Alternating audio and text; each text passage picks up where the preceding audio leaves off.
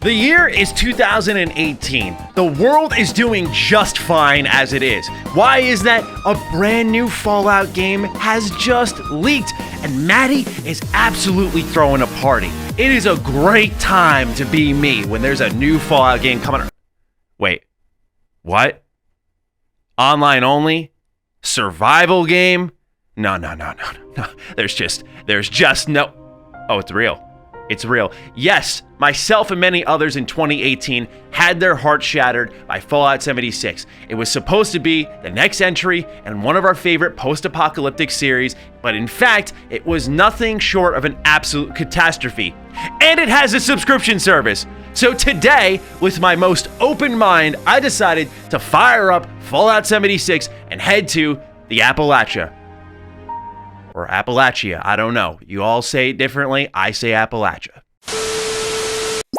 But first, a word from our sponsor. Whoa, Mighty Matt here, ladies and gentlemen, and boy oh boy do I have something to tell you. I know you think the hat's ridiculous, but have you not seen the background of some of my videos? I might or might not be a Mega Man Freakazoid. So as many of you know, last month I partnered with G Fuel. Now, I'm learning that they have not just excellent flavors, but check this out. They have a Mega Man themed shaker cup with the Buster at the top, and they also have their own energy fuel for Mega Man. So as I mentioned last time I partnered up with G Fuel, they have the hydration line. You have that option to get your electrolytes in, get the antioxidants in. You have that option, but you could also swag out a bit and get Mega Man as an energy formula. So if you're looking for energy, or you're looking for a little bit of hydration, either or, you are supported by G Fuel. And if you want to support me, you have the option to do so by using the code Mr. Matty for a discount and clicking the link in the description down below. Shout out to G Fuel, shout out to Mega Man. Piece of cake. Normally, I'm the conductor, right? The conductor of Fallout games. I'm doing a little bit of this as I'm reflecting and letting the theme play. It's going hard like it is right now and trying to let those emotions fly over me, but all I can remember is trauma. This game is one that I know I have to go through in this long list of Fallout games that we're slowly combing through. And I know this is going to be the most interesting one of them all, because from Fallout 3 to New Vegas to 4, I've really talked up how much I've loved these games.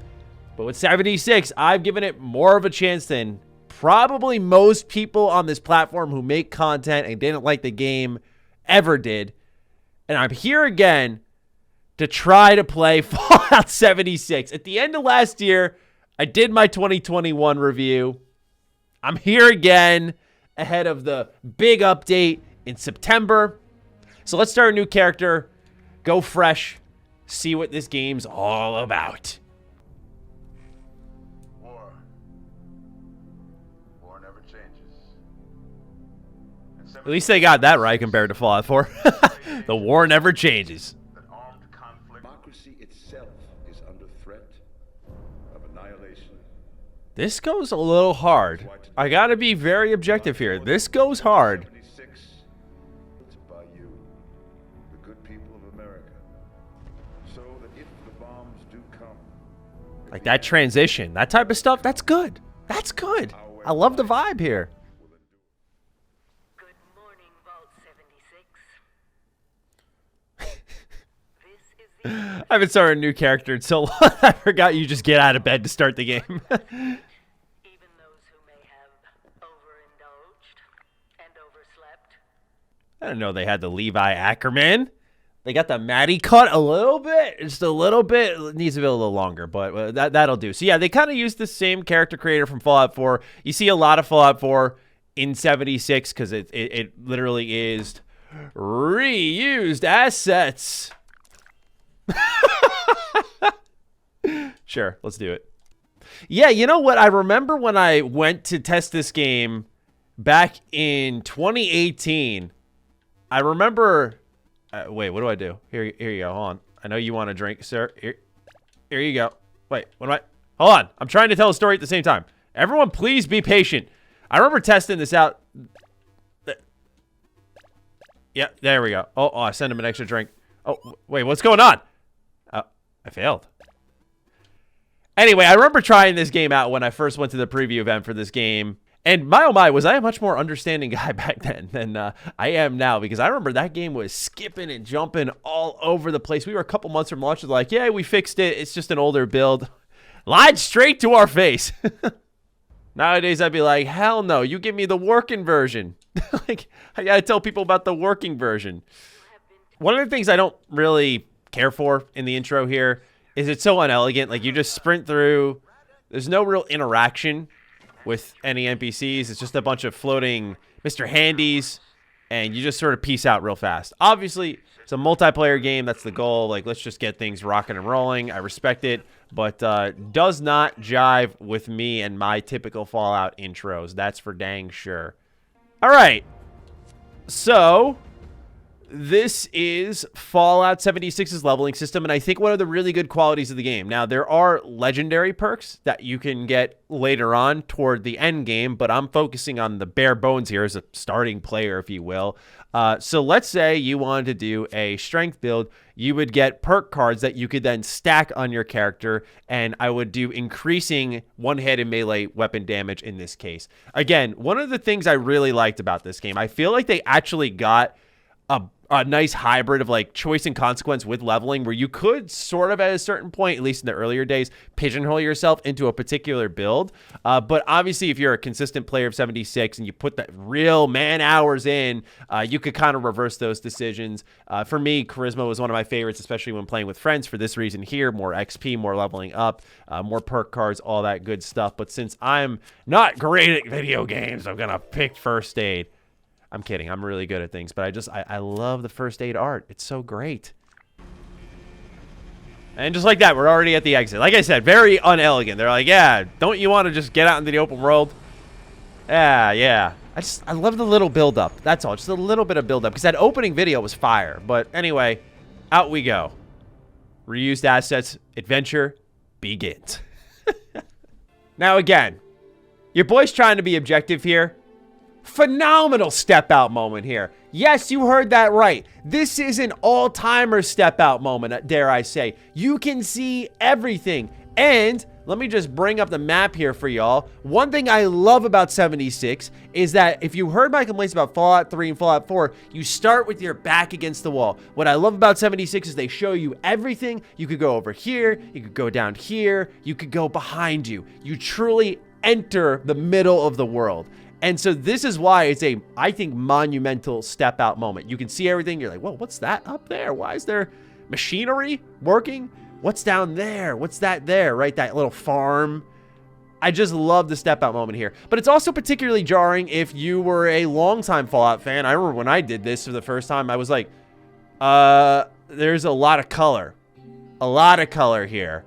Greenery. I don't know how I feel about that. And so it's something that, you know, much like this, a lot of this game, you have to adjust to. But as you'll see, for those who maybe haven't played this game in a while, they did alter some of the starting points of the game. For example, right here, it's going to mention the Wayward, which is where you can start the Wastelanders quest line. And they've completely changed the intro. That was like the best update to come to this game, for sure. I absolutely enjoyed Wastelanders. I just wanted more of that. Here you're going to see why Wastelanders was awesome. This right here. This was not in the base game, and it is phenomenal to see in 76, not just dialogue, but going back to the Fallout 3 New Vegas style dialogue, where what they effectively did was put more options and questions you could ask with characters compared to Fallout 4. And that, again, it's very hard to muster for many of us, but you got to tip your cap and say, like, okay, this is an improvement. Whoa. Just a friend here, not a threat. Just had some questions for you. You came out of the vault, right? I thought it was empty. Wait, is the door still open? And he said that inside that vault is the, you know, that's where the big one is. Our last chance to turn our lousy luck around. Oh yeah, the big one's in there, all right. We managed to trap it, but I barely made it out with my life. What? He's jerking So yeah, the rumor of the waste is the vault you just entered, or exited rather, had a very special treasure in there that could change the lives of everyone. It's why the Wastelanders have appeared here. The reason they're here is to find this treasure and to start rebuilding their lives. Or maybe you should ask the thing you've got trapped inside the vault. And see, there's actually responses to your certain dialogue choices, which was pretty cool. Because I lied, she's like, I'm not going to tell you that because your other objective, the original main quest of Fallout 76, was to go find the Overseer. She went missing. And you'll see, still, despite this game improving through Wastelanders and subsequent updates, you will see that Fallout 76 does still have its chasing ghosts storyline. It does have the audio logs. It does have me throwing haymakers at liberators because I can. But you will see a lot of that in this game still. It's not like it's completely disappeared because they've added NPCs. What they have done, though, is made it where a lot of parts of the game world have been actually repopulated with NPCs. Again, this harkens back to Wastelanders, which came out in April of 2020. The future was looking bright. I just feel like they didn't really capitalize much on what they had established then. And you'll see here, still aspects of the game kind of broken. Like they're trying to do the volumetric lighting trick, but it's still displaying shadows of like the trees within the lights. You can tell, and you'll see certain mechanics I'm going to spotlight throughout this that were from the older game, but they're still, you know, random rays of light that just exist like this. Like you just very much, if you're trying to get into 76, I just want to make it clear that it has improved, but you definitely need to accept a lot of its shortcomings and expect not your traditional Fallout game, as I'm sure many of you already are aware. Huh. A new vault. Distract him, stash the rest of the supplies, jump in the other crate, pray to God I survive, find anyone from 76, kill Zax. And then building a shelter checklist. Very interesting. Find out what the key unlocks. You know, this is actually new content, and that's what you may come to see in 76 is how it evolves as a game, because now I just got a quest that brings me, it seems, all the way up here to find out what that key unlocks. So if you're really curious, you can just go all the way out there right off the rip. While I have the map open, you'll be able to see that, like, some players will set up camps, and this one isn't a great example, but you'll have vendors that'll have stuff available for sale, which makes, you know, avoiding RNG a little bit easier. So this person's selling a lot of plans that you could then buy. You see right here, this person has a camp. Yes, you could buy legendary weapons. They are specifying which ones: 3-star weapons, 1-star, 2-star weapons. Same thing with armor. This is great because if you're looking for something specific, again, you can go ahead and find just that. But yeah, the world is fairly populated. Players in this game are really helpful, really collaborative, especially nice to newer players. So we're going to weaponize that, see if we can get some free stuff. It reminds me a bit of RuneScape in that regard. You know, when I played RuneScape recently, I love that. You know, I was doing some fishing and someone came along and said, here's 1 million GP. That never happened in the early 2000s, but the community's evolved, grown up. It's easier to get money, and so people are much more giving.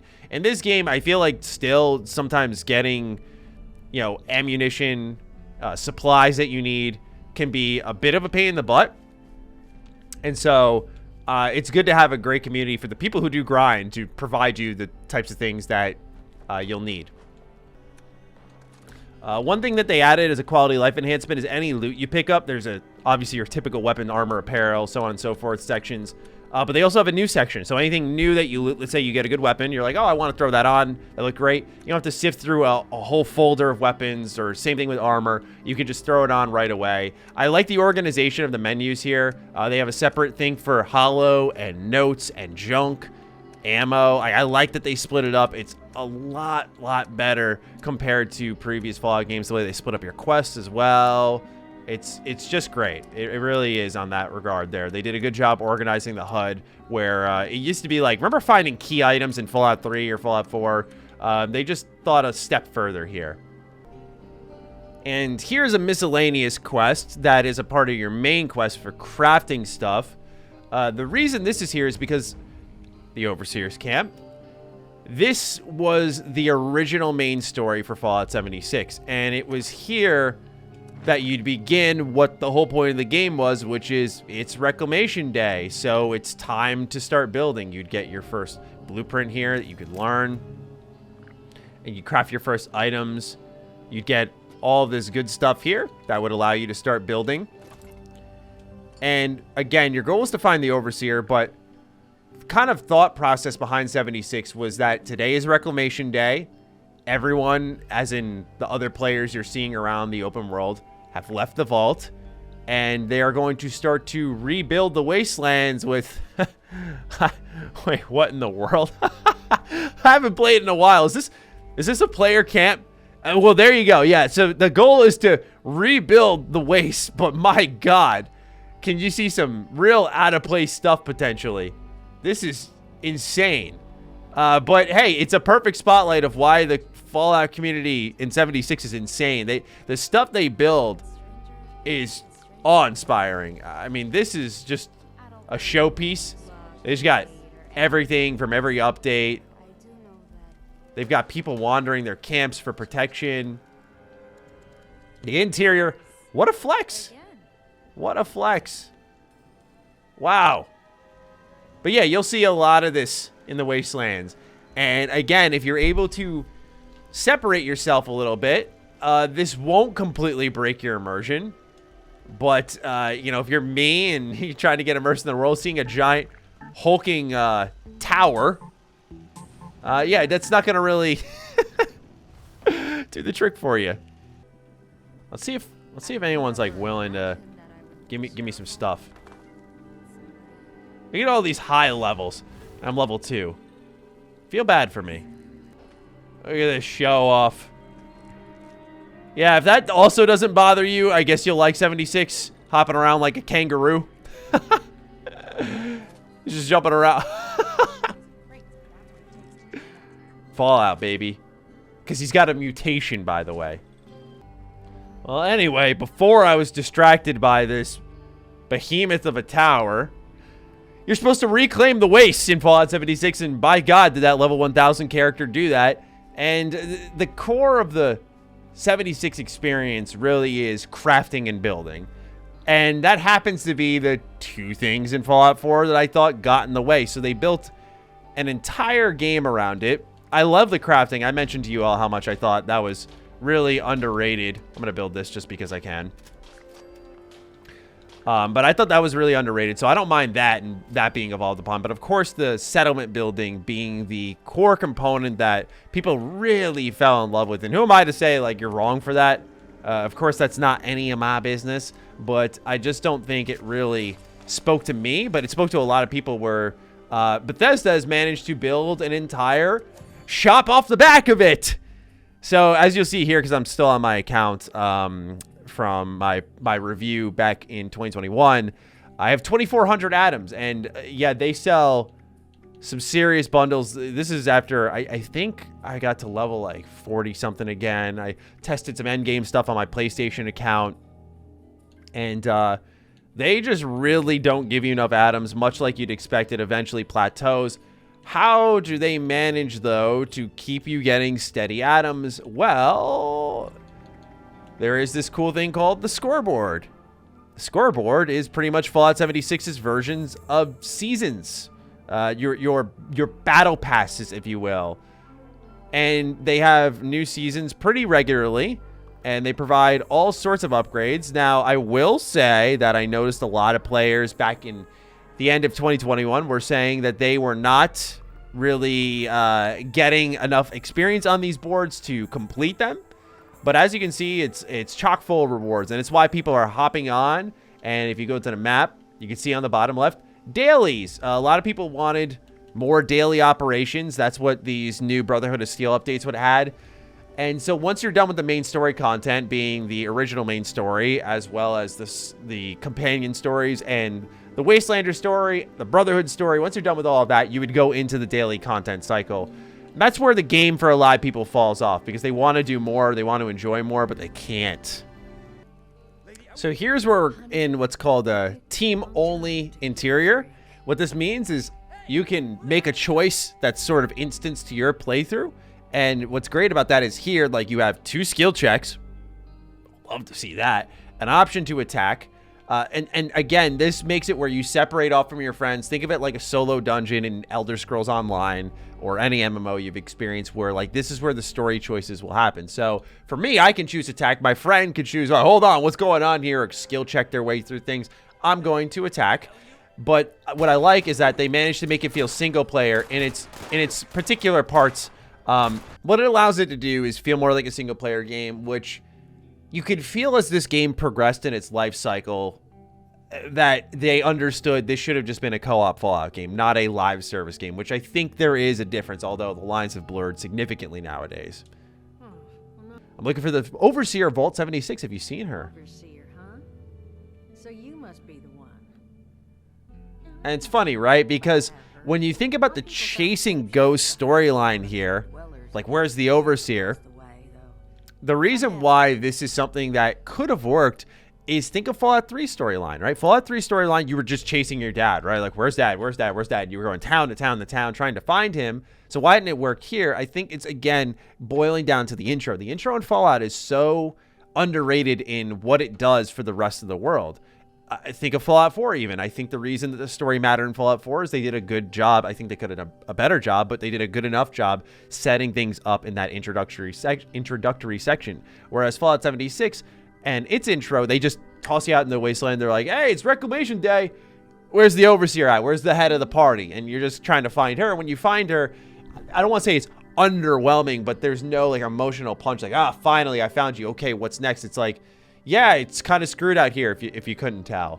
Fallout 76's lore is also interesting. You'll learn that as you play through the storyline. But even me, as I consider myself a little bit of a Fallout lore geek, had trouble getting into it because I think you learn with this game the importance of interacting with characters. And that's where I think the retroactive work by Bethesda Game Studios should be commended, where areas like this, which previously had nothing, are now full of life. Are they teeming with life?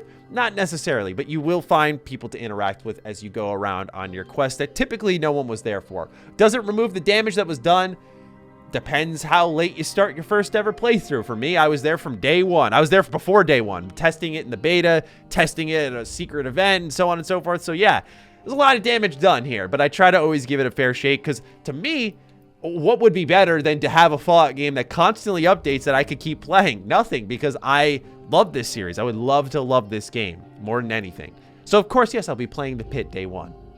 See, again, I just love the amount of options you have here that feed off of your stats that you have, even if sometimes they're just flavor, which is something I critiqued in my Wastelanders review. I like that they're there. I love to see that stuff. To me, more options in conversation, the better. Obviously, with an online game, you know, just inherently the outcomes and changes are limited, but that's why these instance locations are very powerful for the game. And I remember there was a time Bethesda said this wasn't possible, so just know you can continue to push them to move this game forward. All right, and now we're seeing the camp. The camp is cool, kind of like what I showed you earlier with that giant tower that was out there.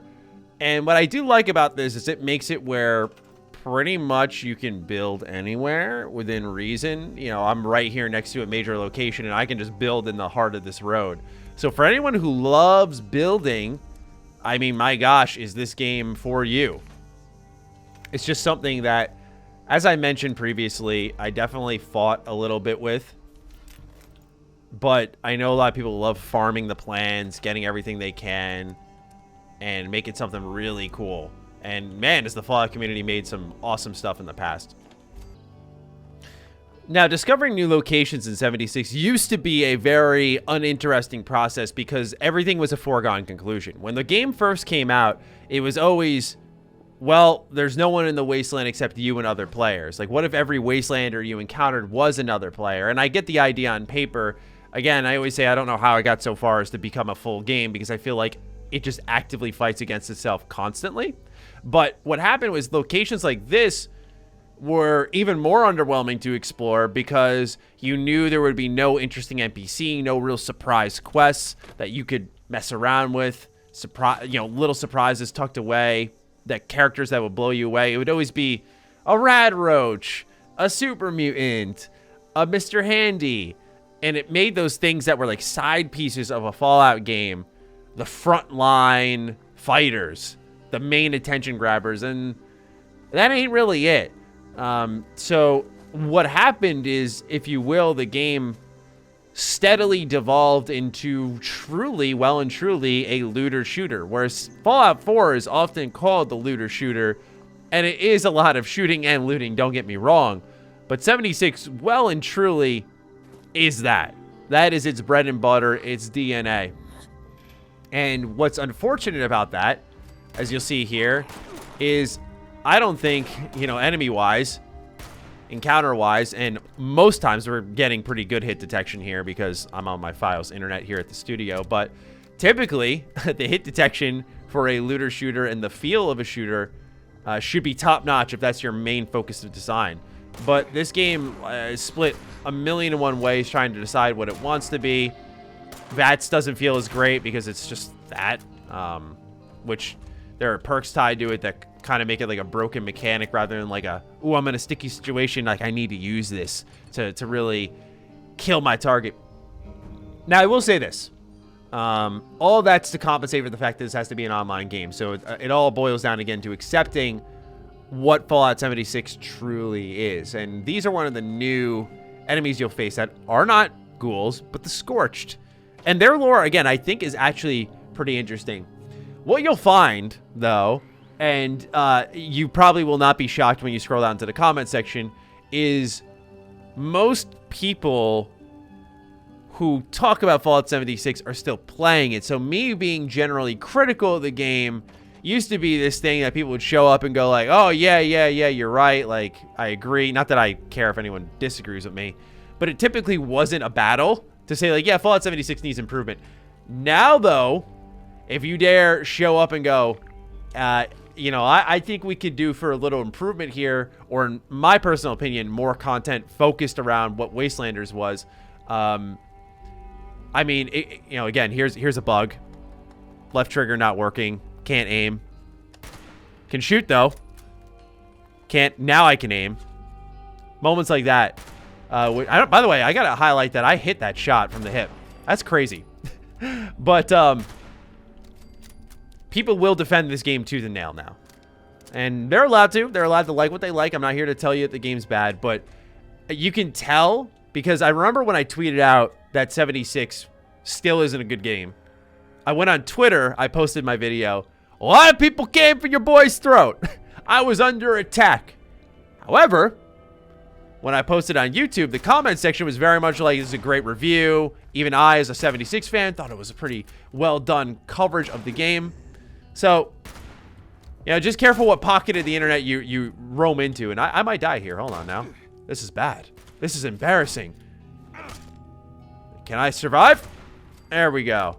One thing they did bring back in this game that I personally really liked was actually the degradation of weapons, the condition of weapons. I personally always liked that in Fallout 3 in New Vegas, collecting the same weapon a bunch of times and letting it stack up. Or in this case, one of the reasons I liked it is because you could take these weapons back and, just like in Fallout 4, disassemble them, and you would get a ton of pieces that you could use for upgrades in other weapons. In Fallout 76, though, it was way more important to have those types of upgrades in tow. But I always found myself, and this probably boils down to like utilizing the crafting and the settlement system properly. I always found myself running really low on materials, and especially in the beginning of 76, one thing that has changed that is a really good change is you'll notice my character hasn't said like, oh man, I'm really hungry right now. Darn, oh, I wish I had a drink. 76 used to be also a survival game, and I don't think that was a bad thing about the game at all. However, what it meant is that the game needed to be balanced for that. And you were constantly logging in debuffed. And sometimes when you log out, log back in, it would progress your, say, hunger meter, and you would sign in starving. So you would sign in and start grinding for materials. And the original thing you came in for would no longer even be the main objective for your playthrough. So it would, again, really fight with itself to the point where eventually they just sidelined it. They said, we're just taking this out of the game. And it's now a bonus. If you don't feed yourself, that's fine. But if you do decide to give yourself like food and water, it will only enhance your character, which I think is the better design decision. Because now if you have it, or if you're working on your settlement and you've got all the goods, all the farm set up, guess what? You're going to have buffs constantly. One thing also worth mentioning if you're looking to play this game with buddies is that Fallout 76 is a game that has kind of the, I call it one Tamriel update. What's great about that is pretty much if I were to play this with a friend, and let's say they were level 20 and I'm level 3, as you can see right now, what could happen is I could play as level 3 and fight level 3 enemies. They would fight level 20 enemies. And so we could all enjoy the game together no matter our level. This is another great, there you go, the hit detection really showing its true colors here. This is another great addition to the game. They did do a good job fixing it. I just think sometimes it's the core design choices that hurt Fallout 76, and there's not much you can change about that unless you kind of do a Realm Reborn type of re-release, which is what Wastelanders was. I just feel like the updates post Wastelanders have been lackluster. The reason for that is I just don't think it's built off the strengths that existed there. However, I will keep an open mind because I'm very curious as to what Fallout 76's The Pit will bring to the table. But this is practically everything 76 is. A lot of looting, a lot of crafting, shooting, very little interaction with NPCs even post Wastelanders, but a lot more. And it's really up to you whether or not you want to give this game a try. To me, it's one of those things where I can't sit here and in a good conscience say like, yeah, over Fallout 1, 2, 3, 4, New Vegas, come play this. And you're asking, I'd say, the right guy, someone who's given it a lot of chances. I put a lot of hours into the game. Am I someone who's level 1,000? No. Because, I value my free time, quite frankly. And if I'm not enjoying it, I'm not going to put that much time into it. But as someone who's like a Fallout junkie and will literally take any helping of Fallout I can get. Like, I played Fallout Tactics Brotherhood of Steel. I played Fallout Brotherhood of Steel, the beat-em-up game. But yeah, you bet your butt I've given this game a fair shake. And I find it hard to recommend this game over other Fallout games. I don't think it's competitive enough for the time I put into those games. And with modding and whatnot, it just becomes harder and harder to recommend. However, if you're looking for like a, kind of like a flyby attempt at a online co-op game, I think your first run through Fallout 76, I don't know if I can guarantee it'll be worthwhile, but it's always worth a shake because there are people who love this game and the community is great. But every time I come back to it, there has to be new quests. And I know that's kind of an unrealistic demand on a consistent level where it's like, yeah, new full length quests with NPCs and stuff. That's why just at the bare minimum, they should have built a core game around that. But that's Fallout 76 in 2022. Obviously, there's much more with the Purveyor and turning in legendary goods and the daily ops. But I always want to create a very transparent, honest look at what a video game is when you start it in these series and talk about what it becomes. And I think I've done that here as I have with Fallout 3, New Vegas, and 4. I just know some people are going to be upset that I wasn't like, and here's why it's special. So with that, ladies and gentlemen, thank you so much for tuning in to another one of these videos. I've been having an absolute blast doing them, and I will see you in the next one as we've been having this on an every Friday cadence, if you didn't notice yet. So with that, take great care of yourselves. A big shout out to all the patrons and members who are supporting the content diversity here. Appreciate all of you keeping us afloat. And other than that, I'll see you next time. Stay sexy, stay active. I love you all. Peace.